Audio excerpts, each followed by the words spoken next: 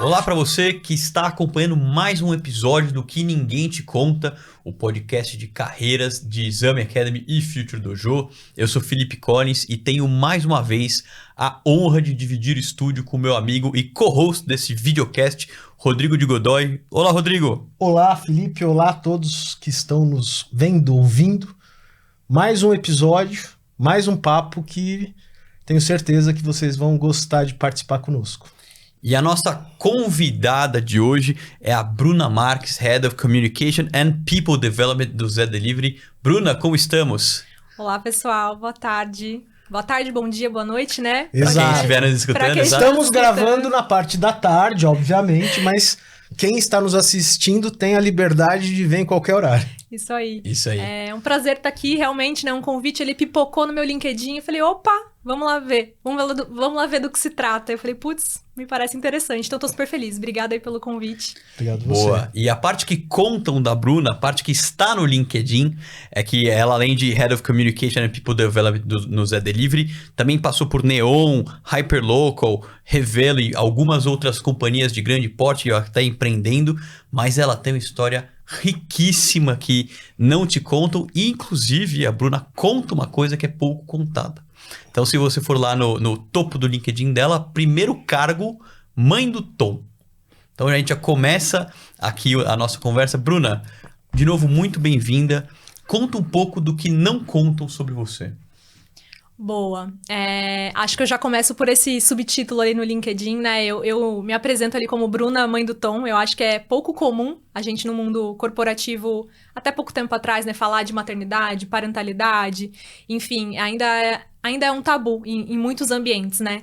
E eu acho que é uma pauta extremamente importante da gente levantar, da gente colocar na mesa, né? Colocar na roda.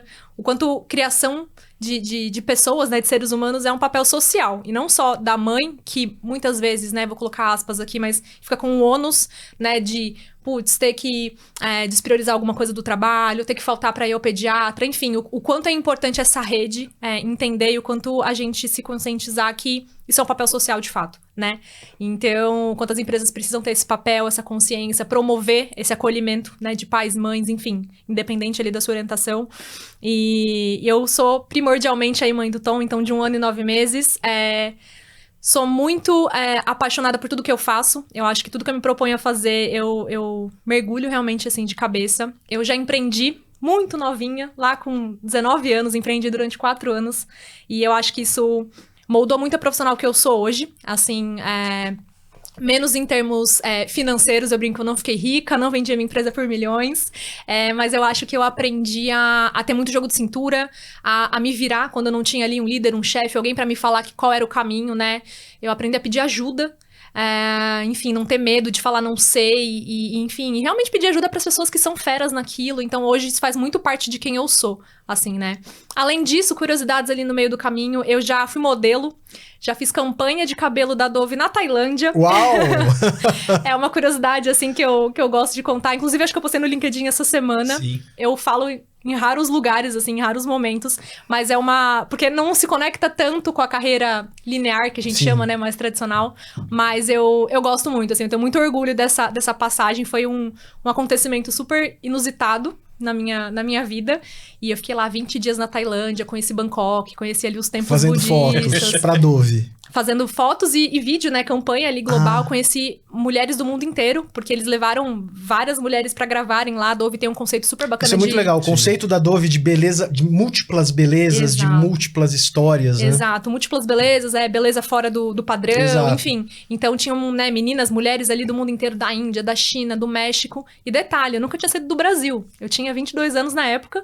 Enfim, já tinha viajado muito pouco, mas dentro do Brasil, nunca tinha feito uma viagem internacional. E aí, quando eu recebi esse convite, foi um misto de frio na barriga com não posso perder essa oportunidade.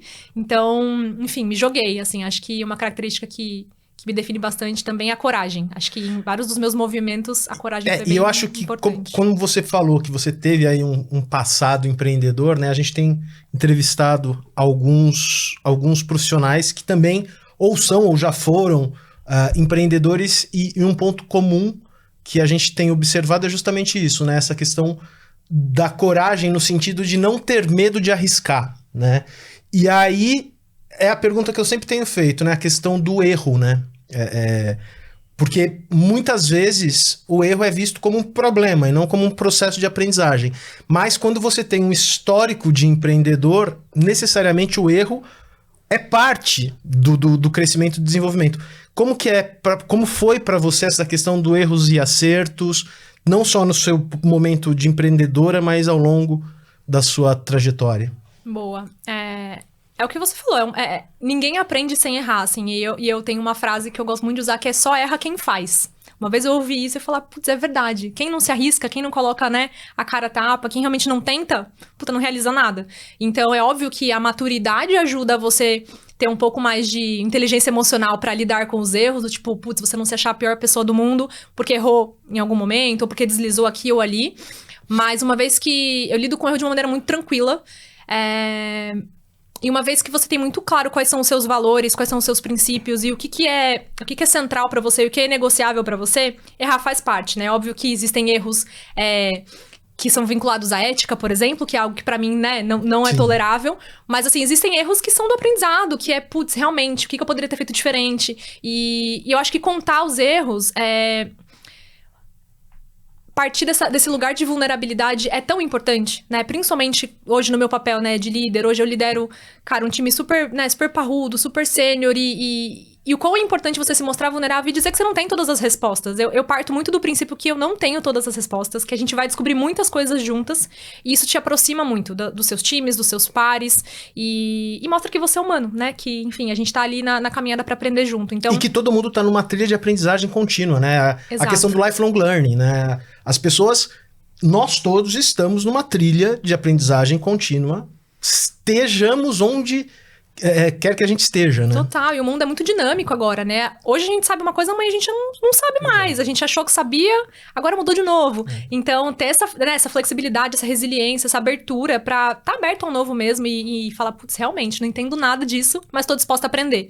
Então, acho que isso sempre me norteou muito, assim, como profissional e como pessoa também, né? Eu não consigo dissociar pessoal de profissional, isso faz muito parte também de quem eu sou. Eu vou atacar um pouco essa coisa de pessoal e profissional em instantes, mas uma coisa me chamou a atenção, eu tava aqui caçando o que você tinha feito para empreender, e pelo que eu entendi foi o MyMeal, que era a solução para cantina escolar e tal, e eu tô imaginando você com 19 anos, pelo que você falou, de onde é que veio uma ideia de colocar uma solução nesse sentido, e qual foi o teu processo mental para falar assim, beleza, eu vou aqui, em vez de tentar seguir um processo mais óbvio de carreira, eu vou tentar me jogar e criar meu próprio negócio. De onde é que veio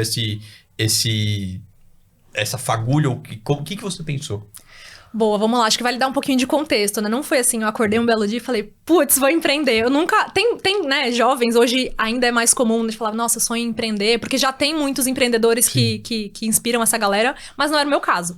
Eu... Até então, né, saí da escola, tinha ali um caminho meio que trilhado óbvio de começar uma faculdade e tudo mais. De fato, comecei. Eu cursei 1 ano de Relações Públicas na Casper Libero. Durante esse período, eu trabalhei, inclusive, na Casper Libero, na Fundação Casper Libero, na verdade, que contempla... da Casper também, fiz jornalismo. Sim. Ai, que bacana. Eu trabalhei ali no centro de eventos, que contempla a Fundação, né, a TV Gazeta, a Rádio Gazeta e a Faculdade Casper Libero. Então, cara, eu organizei debate presidencial na época, debate de governador, enfim. Então, em todo esse ano que eu estudei lá na Casper, eu trabalhei no centro de eventos, ganhei uma bolsa, enfim. Então, tô dando esse contexto para contar um pouquinho como é que eu cheguei aí. Depois desse 1 ano de RP, entramos ali nas disciplinas mais específicas de comunicação, enfim. E olha só que ironia do destino. Hoje eu estou trabalhando com comunicação. Com comunicação, exato. Mas na época eu falei, putz, não sei se é o que eu quero. Enfim, me conheci muito pouco também, né? Então, eu sou... uma grande crítica dessa pressão que a gente coloca, né, nessa galera tão nova. A gente já falou sobre isso. Sim, também, exato. Você decidiu o que você vai fazer pro resto da sua vida aos 16, 17 anos... Não, total. É uma responsabilidade. Total. É uma ilusão, né? Vamos combinar aqui, que é muito mais ilusório do que qualquer coisa. Exato, é uma ilusão, mas há 10 anos... Hoje acho que a gente vem evoluindo muito, né? Sim. A gente vê as carreiras muito mais fluidas, as possibilidades de mudança e de várias carreiras ao longo da vida. Mas, putz, 10 anos atrás, eu não sou tão nova assim, tenho 30 anos. Então, lá, 10 anos atrás, 12 anos atrás, existia uma pressão, nossa, externa, dos pais, enfim, da expectativa e tudo mais. Eu, inclusive, tive um papo ontem com os estagiários do Zé, que estão começando essa semana. A gente fez um programa de estágio exclusivo para pessoas negras, inclusive é um projeto que eu legal. tenho muitíssimo orgulho. É o primeiro programa afirmativo que a gente fez no Zé, e aí eu falei justamente sobre carreira e desenvolvimento com eles, né? Tive um papo ali, contei um pouquinho da minha trajetória e tal, e falei, né, putz, errei o curso que eu queria fazer. Errei não, eu tentei, né? Porque eu não tinha tanto autoconhecimento, enfim, a gente é muito novo, não conhece nada da vida, nada da gente. Então, dito isso, dei todo esse contexto pra trazer. Eu tranquei a faculdade depois desse 1 ano, mas não foi fácil, né? Eu, até dando um adendo, eu sou filha de mãe solo, então, assim, minha mãe me criou sozinha e ralou muito, assim, pra me dar as oportunidades que eu tive, né? Pra, putz, estudar nas escolas, né? Numa boa escola, tá nos lugares que eu pude ter a oportunidade de estar, estudar numa faculdade bacana. Então, chegar pra minha mãe e falar, mãe, quero parar de estudar, eu falei, meu Vou Deus, largar ela esse vai negócio achar aqui. que eu quero, assim... Nossa! Viver na gandaia, né? Viver na farra. E não era isso, né? E ao mesmo tempo tão nova, eu não tinha talvez ferramenta emocional pra lidar com aquilo, mas eu falei, cara, pra mim não faz sentido estudar 4 anos de uma coisa que, putz, não tá fazendo sentido pra mim. É óbvio que nem tudo a gente tem uma recompensa imediata, mas precisava fazer algum sentido pra eu estar ali colocando energia naquilo.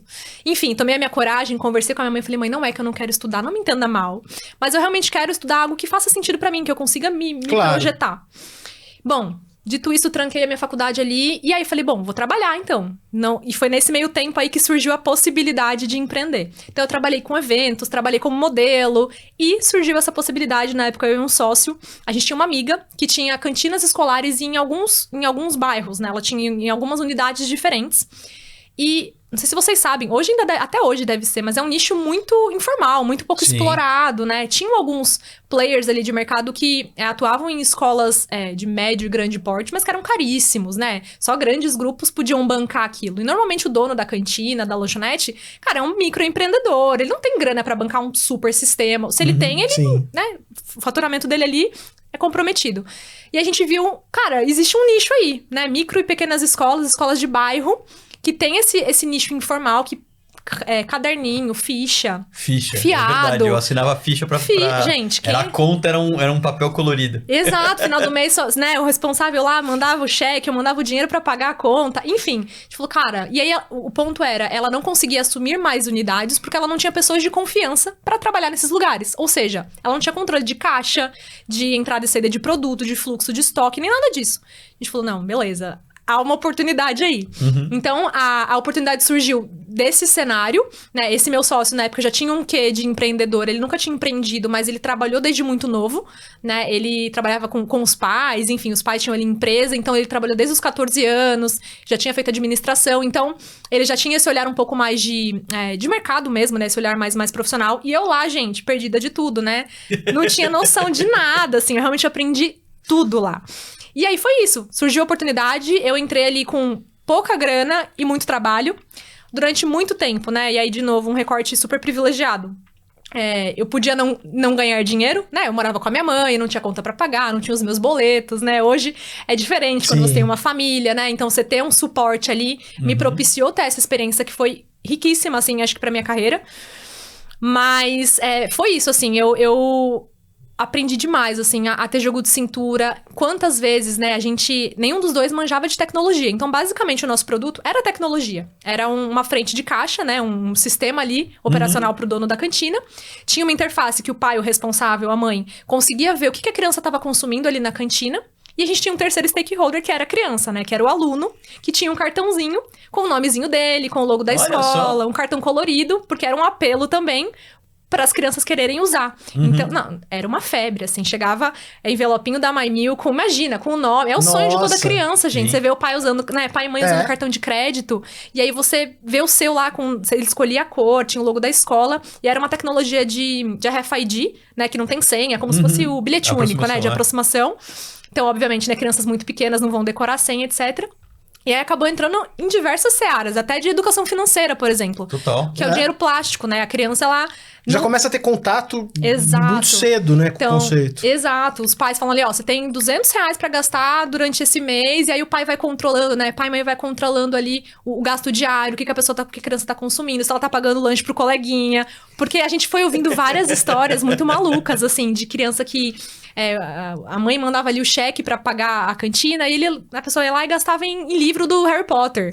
Sabe, assim? E assim, olha o perigo, né? Ela gastou em livro, ainda bem, mas assim, a criança ter acesso a tanto dinheiro é perigoso, né? E, enfim. Num ambiente menos controlado. Exatamente. Então, assim, a gente não tinha tanta clareza desse escopo e foi muito num discovery ali de conversando com os diretores de escola, conversando com a galera desse meio, pra gente entendendo o quanto que o produto poderia ser mais potencializado, enfim. Então foi bem bacana, assim, foi muito rico e foi assim que surgiu a ideia, muito despretensiosa. E durante 4 anos aí eu realmente me envolvi e aprendi pra caramba. Não, e com certeza isso te deu um repertório pra construir a sua trajetória, né? E você falou que empreender moldou e você teve aprendizados de carreira não linear. O que você aprendeu de mais valioso, não só empreendendo, mas empreendendo com a carreira de modelo ou no centro de eventos, nessa coisa que você foge do tradicional de carreira? O que você tira de mais valioso disso? Olha, acho que é uma pergunta que ninguém nunca me fez. Estamos cumprindo com o propósito deste podcast. Compromisso de falar só o que ninguém fala. Muito bom, muito bom. Eu acho que... Tô tentando conectar, né? Todas as experiências, eu acho que primordialmente é lidar com pessoas. E zero clichê, assim, lidar com gente. Entender os perfis das pessoas, ouvir genuinamente e procurar entender o que a pessoa precisa de você, né?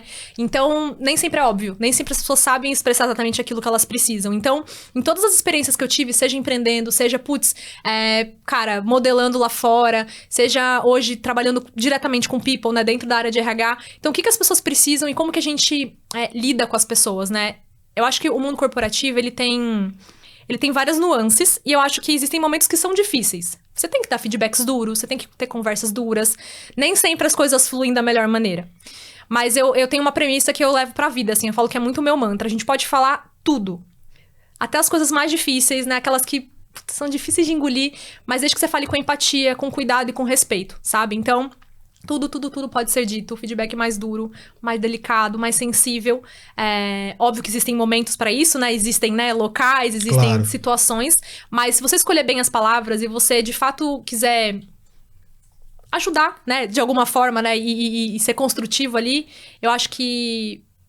Isso me molda muito, assim. Isso acho que eu tenho de mais valioso. É realmente saber lidar com gente, realmente ser interessada por pessoas e não ajudar no sentido só utópico, né? E assistencialista da coisa. Sim. Também. Mas, assim, realmente se conectar com gente, né? E ver como que a gente pode construir mais juntos. Então, eu acho que foi a principal coisa, que legal, assim. Que legal. O que você estava falando de feedback, de falar tudo com empatia, me lembrou um pouco da teoria da Kim Scott, do Radical Candor, que é você... se preocupar pessoalmente e desafiar diretamente. É correlato o que eu tô falando ou eu tô viajando? Não foi necessariamente disso, mas eu li esse livro recentemente. Eu falei, cara, não tô falando que foi ideia minha, não. Eu com certeza peguei isso de referência de outro lugar. Sim, mas a gente chegou em conclusões similares. Exato, ele fala muito dessa empatia assertiva, né? Do quanto é importante você conectar. Faz super sentido essa conexão que você fez. Falando em empatia, né? Você entrou Você tava comentando aqui nos bastidores conosco que você iniciou o seu desafio atual durante a pandemia. E pelo que eu entendi, que você falou que seu filho tá com 1 ano e 9 meses, Isso. foi mais ou menos no mesmo período, né? Sim. Como que foi o desafio de começar um novo trabalho num momento muito fora do padrão, acabando de ter uma criança? Conta pra gente um pouquinho de como foi esse início de maternidade plus... Eu vou anotar mais aqui, porque eu estou exatamente nesse momento com 1 ano de atraso, então eu vou fazer by the book. Ele é um que precisa de dicas, então abra o seu coração aqui, Bruno. Vamos lá, não que eu seja nenhuma expert, mas acho que a gente consegue aprender com a experiência alheia, né? Olha, foi realmente muito desafiador, assim. Eu engravidei em 2019 e eu tive o Tom em meio ao ápice ali da pandemia, que foi maio de 2020. Então, março de 2020, né? Tocou Sim. todo mundo pra casa, Exato. Né? Todo mundo se fechou em casa. E tinha aquela preocupação, né? Além de preocupação óbvia de, cara, meu filho vai nascer daqui 2 meses. O meu esposo, na época, enfim, ainda, ele empreende, ele tem um negócio de familiar, que é uma confecção de moda infantil. Então, assim, tudo fechou as portas, né? Fechou tudo. Ele que vai quase acontecer, pirou, né? Assim, e além da nossa família, né? Óbvio, eu sempre trabalhei também, a gente une as nossas rendas ali em casa, mas a família nuclear dele ali, né? A mãe, os irmãos. Então, todo mundo faz parte desse negócio. Então, o peso de tudo isso foi muito desafiador, assim. Eu vi ele muito, né? Ver ele angustiado e essa incerteza que o mundo ficou. A gente achou que eram 15 dias que a gente ia ficar. Exato. Maio de 2020, em tese, era quando acabava a pandemia. Não, gente, vamos 15 dias pra casa, daqui a pouco tá todo mundo de volta. Eu já tava, assim, preparadíssima pra desfilar meu barrigão no escritório. Ninguém me viu grávida, praticamente, porque... É verdade. Eu sou muito magrinha e eu tive barrigão mais pro final da gestação. E eu tava louca pra desfilar meu barrigão. Quando você tá em call, a mesa aqui, Patrícia, minha esposa, foi a mesma coisa. Barriga aqui, pra baixo, você só vê do tórax pra cima, não percebe. Exato. Se você não conta que você tá grávida, ninguém sabe, né? Exato. Então é muito curioso, assim. Enfim, foi muito maluco, foi um período muito desafiador. Não teve nem o benefício de pegar a fila preferencial, praticamente. Porque Quase não saiu de nada. casa. Eu quase não saía de casa, né? É verdade, a gente quase não saía mesmo. Eu ia no mercado e olhe lá, e quando precisava. Então foi mega desafiador, enfim. O Tom nasceu em meio à pandemia, a gente não teve visita no hospital. Durante meses fomos nós, eu, meu esposo e ele. Então, assim, o nosso, né, eu falo meu porpério, ele foi ainda mais... Ele normalmente é um período solitário, né? Sim. Acho que, né, de reconstrução, ali nasce um bebê, mas nasce uma mãe, né? Muitas vezes a mãe precisa de tanto colo quanto o bebê. Enfim, você tá aprendendo a cuidar de um ser humaninho que depende 200% de você, pra se alimentar, pra tudo. Então, foi bem desafiador mesmo, assim, não ter esse apoio, porque a gente tava, né, protegendo nosso filho, protegendo as pessoas, né, ao nosso redor, enfim, as nossas mães, a minha sogra, enfim, que sempre foram muito presentes, mas tava tudo muito incerto, né? Esse vírus, ele era muito... perigoso mesmo e muito imprevisível. Então, enfim, vivemos esse período aí bem fechadinhos em casa, cerca de 5 meses. Então, tirei minha licença maternidade, tirei um mês de férias ali, me dediquei 100% ao Tom. E é uma coisa engraçada, né? Eu sempre fui muito... Hoje eu não me orgulho disso, mas eu sempre fui uma espécie de workaholic mesmo, assim. Eu trabalhava muito. Na época da Neon, principalmente, né? Que foi antes do Zé. Eu não me arrependo, mas hoje eu vejo o quão é importante a gente ter uma produtividade sustentável. Inclusive, eu tava vindo pra cá ouvindo um podcast sobre isso. E o quanto é importante pra, de fato, cara, você se cuidar, você ter tempo pra, né, o seu autocuidado físico, emocional e mental, pra, de fato, você ter entregas sustentáveis, né? Enfim. Não ficar só frito, só trabalhando. Exato. Sem ter escape ou sem ter equilíbrio, né? Exato. Eu chegava super cedo no escritório, era... A primeira não, porque sempre tinha um rapaz que era de QA, que sempre chegava antes de mim, o Ti, ele vai lembrar, Ti Lucena. E, enfim, chegava super cedo e ia embora, uma das últimas a ir embora do escritório. Mas, assim, aquilo fazia muito sentido pra mim naquele momento da minha vida. Enfim, e aí entrei em licença maternidade, eu realmente me desliguei, assim. Eu saí, fui muito bem acolhida, tanto na saída quanto o período. Falaram, Bru, vai tranquila. Então, isso também te dá uma sem dúvida, uma segurança, né? Porque a gente sabe que infelizmente, o nosso mercado de trabalho ainda tem uma questão de discriminação altíssima com mães, né? A gente tem, se não me engano, mais de 30% das mães mulheres são demitidas após 2 anos de retorno da licença. Sim. Então, assim, é um mercado que não acolhe, né? Que não abraça, que não ampara, que não proporciona ações para suportar, né, a parentalidade, principalmente a maternidade, né? Quando a gente pensa em questões mais estruturais. Então, foi um mergulho realmente, assim, na maternidade. Eu realmente me desliguei.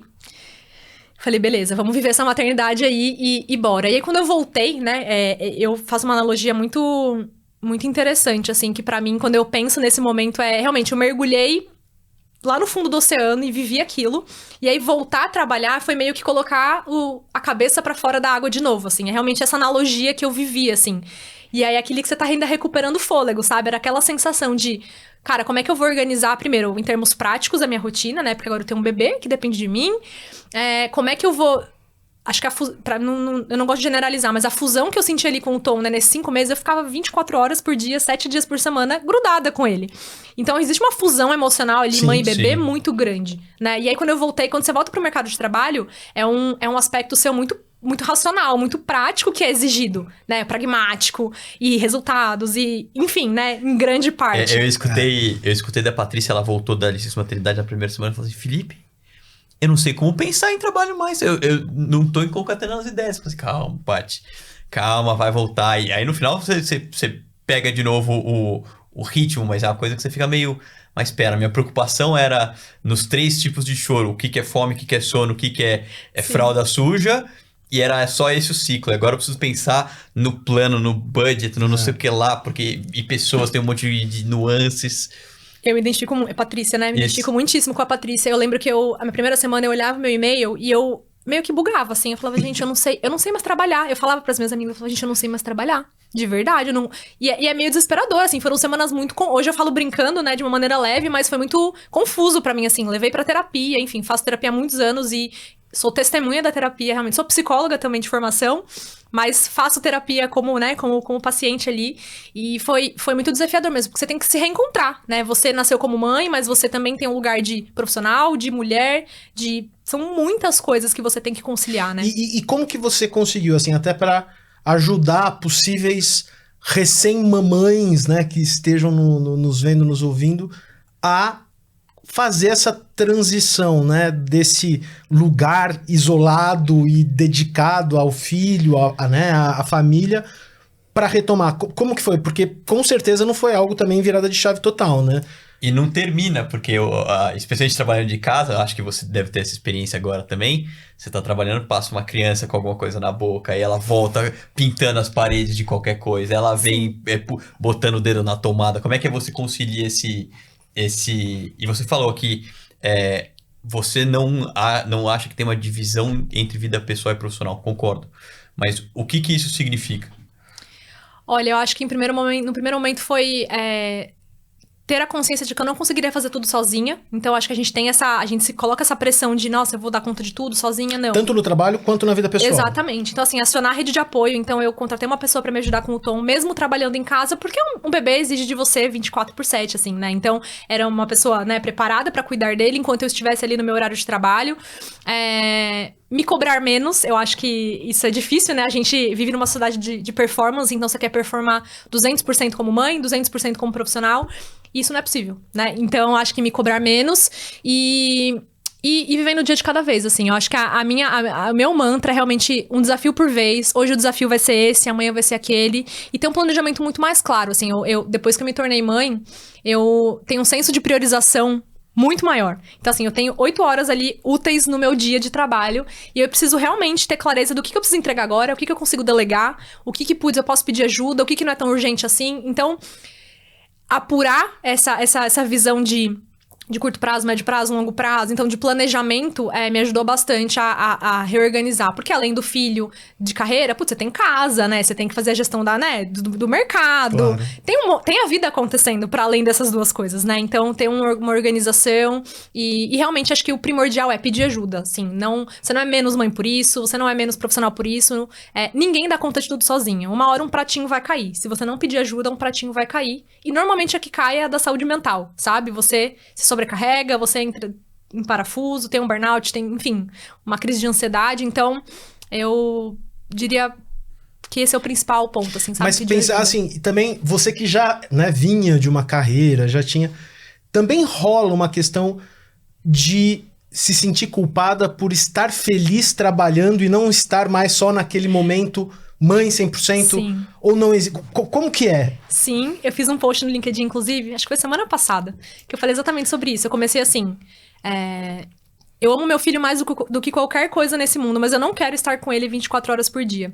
E assumir isso é quase que como um soco no estômago. Né? Porque a culpa, né? A culpa materna, enfim, essa questão estrutural de que a mulher nasceu para ser mãe, né? Única e exclusivamente, e que ser mãe vai ser, né, te tornar 100% realizada. Tem mulheres que sim, e tudo bem, mas muitas mulheres não, né? Quantas abrem mão de serem mães em função da carreira ou adiam esse sonho por questão, né, do timing ali da carreira, porque normalmente isso coincide, né? Quando a mulher tá crescendo na carreira, né, alçando cargos maiores, voos maiores, é normalmente na idade fértil. Então, tem sempre essa pressão, assim. Tem muito esse embate, é verdade. Total, assim. Então, não vou mentir, bateu uma culpa, assim. E aí foi muito um trabalho interno, um processo interno de, tipo...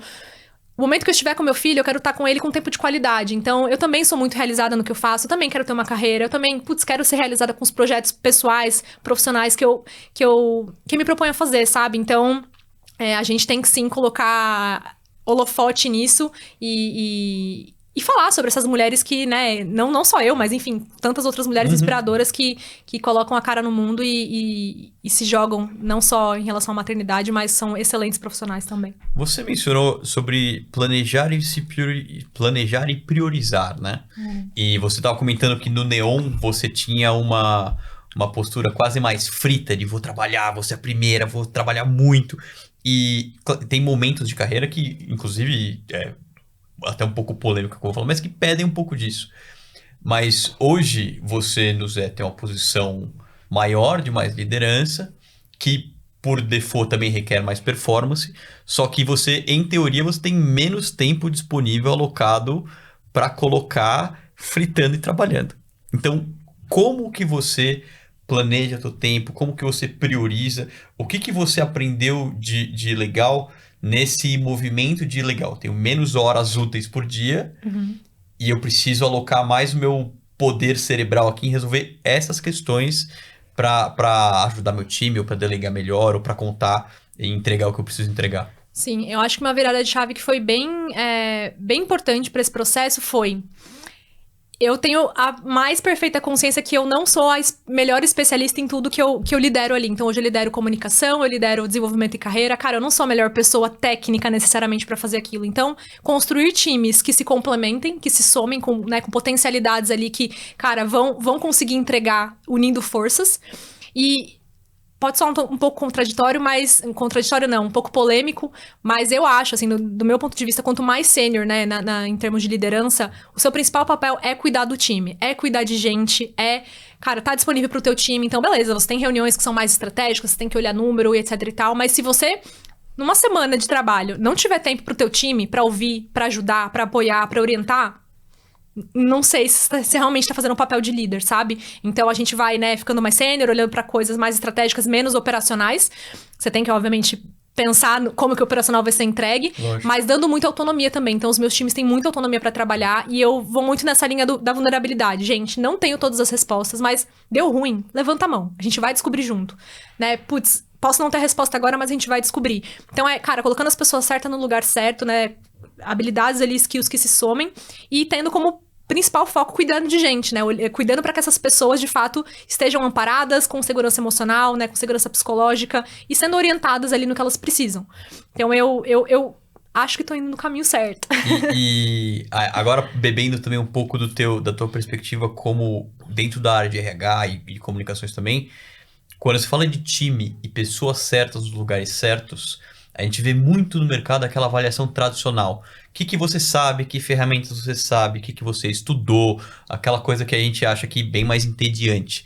E dada a tua própria experiência de vida riquíssima, como que alguém que seja um líder, seja alguém de RH, avaliando pessoas, como é que você percebe isso e como é que você descobre que ali tem uma pessoa boa para aquilo, muito além do cara crachar currículo? Ótima pergunta também. Eu sempre nas minhas entrevistas, enfim, quando eu vou conhecer as pessoas ali pros times, realmente explorar além do currículo dela. Cara, o que tá no currículo, tá no currículo. Você abre o LinkedIn, você lê. Óbvio que é válido, que norteia um pouco a linha do tempo. Ponto de paridade ali, né? Exato, pra você ir acompanhando, né, a sequência lógica das coisas. Mas você ter a habilidade de investigar o que mais além, né? O que de diferente? Puta, o que não tá no seu currículo que conta algo legal sobre você? Ou fazer perguntas mais situacionais. Então, puta, me conta uma situação que você se deparou com um desafio XYZ e como que você lidou com isso? Então, a pessoa vai trazendo repertório de outras coisas. Por exemplo, numa reunião, numa entrevista de emprego, normalmente eu não falaria da Dove, enfim, da campanha e tal. Mas se a pessoa me faz uma pergunta de algum desafio, de alguma situação inusitada que eu vivi, provavelmente eu vou resgatar isso e eu vou trazer, né, pra exemplificar, né, que é o que a gente chama de entrevista por competência. Então, você pede pra pessoa trazer uma situação, não uma resposta fechada de sim ou não. Então, talvez você se preparar mais nesse sentido pra você conseguir explorar mais, porque muitas vezes, assim, e grandes profissionais que eu conheci, assim, não tinham formação acadêmica, eram autodidatas, enfim, tinham trajetórias incríveis que não necessariamente é aquilo que a gente, por padrão, acha incrível, né, ter estudado numa faculdade de elite, ou numa XYZ, ou... Isso tem o seu valor, sem dúvida, mas não é só isso que formam profissionais incríveis e que inovam também, né? Se a gente tiver todas essas carinhas iguais e... A questão da diversidade de pensamento, de repertório, de histórico, de tudo. Estamos chegando aqui no finalzinho do nosso papo. E aí tem uma pergunta que eu adoro fazer, que é, se você pudesse voltar no tempo e dar um conselho só, um conselho pra Bruna lá de 15, 20 anos atrás, qual seria esse conselho? Boa. Profunda essa, né? Não é fácil de responder, porque é um só. Pois é. Eu acho que eu diria pra Bruna... se comparar menos. Eu acho que é humano a gente se comparar, né? E aí, voltando um pouco na minha trajetória, que eu acabei de dividir com vocês, não é uma trajetória linear, não é uma trajetória óbvia. E, putz, eu comecei a estudar psicologia com 23 anos, né? Olha só. Eu já tinha, né? E a molecada ali que estudava comigo, eu falava de molecada porque realmente, né? Tinha acabado de sair da escola, tirando carta de motorista. E eu falava, gente do céu, eu sou uma tia aqui, né?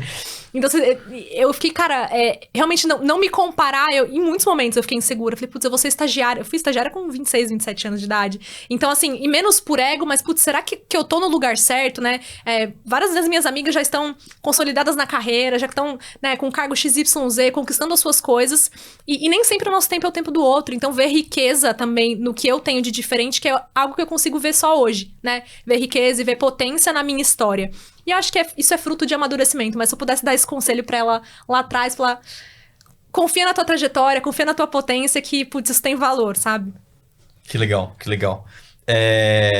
Posso fazer mais uma pergunta? Pode, claro. Assim, quando o papo é muito bom, a gente ficaria aqui a tarde, de novo, estamos gravando numa tarde, a tarde inteira conversando, mas você falou também um pouco de diversidade, até de saúde mental, a gente falou de maternidade, a gente falou que tem o programa afirmativo para pessoas negras. Como que você acha o que ninguém te conta sobre esse aspecto de diversidade e especialmente como implementar, porque isso é uma dor também tanto de pessoas quanto de companhias, né? Eu acho que o discurso de diversidade e inclusão, ele tá muito presente, mas a prática ainda tá engatinhando, né? Então, enquanto a diversidade e inclusão, isso é muito real no Zé, assim, foi inclusive uma das coisas que me levou pra lá. Enquanto eu não fizer parte de fato da estratégia e não for genuinamente introjetada na cultura, se você não viver isso e você não ver valor na diversidade e você ter compromissos públicos, por exemplo, no Zé a gente tem metas a gente bateu agora 50% de mulheres na liderança, isso em termos de coisa de um ano. A gente foi de 33%, se eu não me engano, para 49,6% e ontem batemos 50%. Então, agora a gente tem uma meta para pessoas negras também. Então, assim, é óbvio que não dá para você abraçar tudo de uma vez só, mas você ter estratégias consistentes. Então, é um trabalho de cultura, diversidade e inclusão, é um trabalho de employer branding, né, que a gente trabalha a marca empregadora, é um trabalho de recrutamento. Então, é toda uma jornada e são várias mãos, né, que trabalham para que, de fato, a diversidade aconteça e ela faça parte do nosso quadro, e aí depois um trabalho pós, né, para que de fato a inclusão aconteça, que a gente tenha um letramento racial, que a gente, né, saiba como, enfim, se comportar em algumas situações com pessoas trans, por exemplo, enfim, ninguém nasce sabendo, mas a gente tem a obrigação, sim, de se letrar, né, de procurar saber. Legal. E na verdade eu vou pedir 2 recomendações, não uma só. Boa. A gente sempre pede no final desse podcast uma recomendação de leitura ou filme para quem tá nesse momento de carreira, para quem tá... O que você tem lido ou visto de mais interessante profissionalmente. Mas a minha recomendação é dobrada e eu tenho interesse pessoal nisso também, Boa. que é para jovens pais ou jovens mães no mercado de trabalho, que como você ficar próximo desse universo, você vê que é muita gente com dores muito similares. E o que eu percebi foi que grupos de apoio, pessoas para falarem que já passaram próximo pela mesma situação, ajuda super. Então, o que você pode recomendar tanto para quem está super ativo ainda no momento mais frito da carreira, quanto para quem já está no desafio de conciliar uma coisa com a outra? Boa. Acho que um livro que foi muito massa para mim e que mudou muito a minha visão de liderança feminina, principalmente. Eu talvez pronuncie o nome dela errado, mas é o Faça Acontecer, da Sheryl Sandberg. Sheryl Sandberg, sim. Exato. Sim. Ela é uma executiva do CEO Facebook. do Facebook, do Google. Exato. Super executiva, É um livro super inspirador, onde ela investiga por que as mulheres demoram tanto ou às vezes nem chegam, nem galgam altos cargos, né, de liderança, enfim, quais eram os entraves nesse meio do caminho. E ela conta muito da trajetória dela, né, da vivência dela de maternidade, enfim. Então é mega, mega inspirador, assim, não só pra mulheres, mas pra homens também. Ela é braba, eu li esse livro, ela é braba. É fantástico, assim, é fantástico. E, cara, em relação a jovens pais, eu vejo muito movimento na internet, assim mesmo, sabe? Putz, perfis que são interessantes de mães e pais que trabalham. Me incluo nessa, né? Compartilhar um pouco, a gente se apoiar, a gente criar grupos. Algum grupo específico, algum canal específico, não tenho, assim. Mas eu costumo fazer muito essa curadoria, assim, sabe? Eu gosto muito de compartilhar a minha vivência, os perrengues e propor trocas, sabe? Isso é essencial. Nos nossos comentários ali dos posts, se vocês olharem lá no LinkedIn. Agora eu, enfim, tô começando a compartilhar um pouquinho no Insta também, pra aproximar um pouquinho mais. Mas como as pessoas são carentes dessas trocas. Tipo, cara, eu também passo por isso. O que você faz? Eu recebo muita DM ali no LinkedIn. Inclusive, semana passada eu recebi de um pai. Me chamou muita atenção, porque mãe é muito mais comum, né? As mães se pronunciam muito mais a esse respeito. E ele falava exatamente isso. Ele falou, cara, eu trabalho muitas horas, mesmo em home. Eu trabalho muitas horas, eu acho que era a Laura, a filhinha dele. A Laura, de 3 anos, e eu me sinto muito culpado, porque mesmo eu estando em casa, eu não estou com ela. E eu falei, cara, que massa, assim. Ele falou, e eu quero muito ser um pai melhor. Me dá alguma dica, me dá algum conselho, eu tô com o coração apertado por conta disso e tal. E aí, vira e mexe, tem essas trocas. Eu falei, cara, só você tá se preocupando com isso. Olha que bacana, né? Então, ele falou, porque em contrapartida ele queria trabalhar pra proporcionar uma vida mais bacana, enfim, oportunidades, etc. Então, eu falei, cara, faça do seu tempo com ela um tempo de qualidade, né? Pra que, de fato, quando você estiver ali, você se conectar e tudo mais. Então, assim, eu não tenho uma indicação específica. Eu leio muito sobre educação positiva, uma educação respeitosa, sabe? Eu acho que tem perfis muito legais, como o da Maya Engemann. Eu acho que é Engemann. Ela é uma educadora parental suíça, que eu gosto muito. Que legal. Que ela fala de como criar crianças com respeito, né? A gente enxergar a criança não como um ser que a gente tem poder sobre, mas como um outro ser humano, né? Um ser humaninho pequeno ali. Acho que os desafios são tanto profissional quanto de criar um filho, uma filha, são tão grandes quanto, né? Acho que são o mesmo desafio em tamanho. Para fechar, qual é o próximo passo da Bruna? Uau! Qual é o próximo passo? Eu falo, gente, a gente às vezes não sabe amanhã, né? Mas, cara, eu pretendo conseguir orientar o meu filho para ser um homem consciente dos seus privilégios no seu lugar no mundo, né? Ele é um menino branco, loiro, de olho azul, enfim, que tá tendo uma série de oportunidades. Então, isso vai colocá-lo num lugar, obviamente, de maior privilégio, né? Com maior oportunidade, mas que ele tenha consciência de que ele não é melhor do que qualquer outra pessoa por isso. Então, acho que como missão de vida, realmente, é criar um ser humano consciente dos privilégios, né? Com consciência social, com senso crítico. Cara, e profissionalmente eu sou muito do arriscar, assim, eu gosto muito do frio na barriga, né? Desafios novos, eu gosto muito desse ambiente de inovação, de startup, de lidar com gente. Então, acho que eu dificilmente sairia da área de pessoas. Eu gosto muito de estar nesse lugar. E eu vejo a área de pessoas nas empresas, né? E no mundo corporativo como um todo, como uma grande guardiã das pessoas, né? Hoje a gente fala que as pessoas são o principal ativo, né? Das empresas, né? Do ponto de vista mais do business. Mas o quanto é importante cuidar das pessoas, da saúde mental, do bem-estar, pra que realmente garantir que, putz, elas sejam felizes no trabalho. É óbvio que, né, não tem só coisa boa, né? Enfim, não é só tão tranquilo sempre, mas que a gente, como guardiões dessas pessoas, a gente consiga realmente propiciar um ambiente saudável, seguro e de bem-estar, sabe? Então, é isso que eu quero continuar fazendo. Não tem um caminho muito claro, assim, né, de próximos passos. Mas a meta é maravilhosa. Mas é mais inspirador. É mais inspirador. Sem dúvida. Assinaria embaixo. Olha, este episódio vou até fazer meu filho Nicolas escutar. Ele não entende muito ainda o que sai, interpretação de palavras, 9 meses ainda. Mas excelente papo, Bruna. Muito, muito, muito obrigado pelo seu obrigado tempo. Mesmo. Muitos aprendizados, né, Godoy? Muitos. E eu acho que é um aprendizado que, independente de quem é pai, mãe, quem quer ser pai ou quer ser mãe... Tem pessoas que são pais ou mães ou etc. no time que é super exato, comum. Inclusive também de como enxergar, né, esse momento da vida profissional, seja do seu time, né, não só necessariamente a sua própria trajetória. Então, eu acho que é o que você falou, né? Eu acho que empatia, respeito, conseguir entender o momento do outro e estar disponível para ajudá-lo, né, nesses períodos em que é preciso pedir ajuda, em que é preciso ter um suporte, seja do lado pessoal, seja do lado profissional. Então, acho que muitos aprendizados mesmo. Muito obrigado, Bruna, pela disponibilidade, pelo papo, pela história e por contar aí pra gente o que ninguém conta, né? Bruna, se alguém quiser continuar a conversa com você, LinkedIn e Instagram são as melhores plataformas, é isso? Isso. Primeiro, obrigada aí pelo convite. Foi muito gostoso, passou muito rápido esse tempo. Verdade. Enfim, foi um grande prazer. LinkedIn, Bruna Marques, Zé Delivery, vocês me acham ali uma fotinho com fundo azul. E o Instagram é Bruna Marques _F. Eu compartilho um pouco mais de dia a dia, coisas mais... Os bastidores. Os bastidores, muito exatamente. bem. Muito bem. Falando em redes sociais, você que nos assiste ou que nos ouve, por favor, curta, salve, compartilhe, avalie no seu player favorito de podcast, porque assim é a melhor forma que você faz o que ninguém te conta crescer e atingir o maior número de pessoas.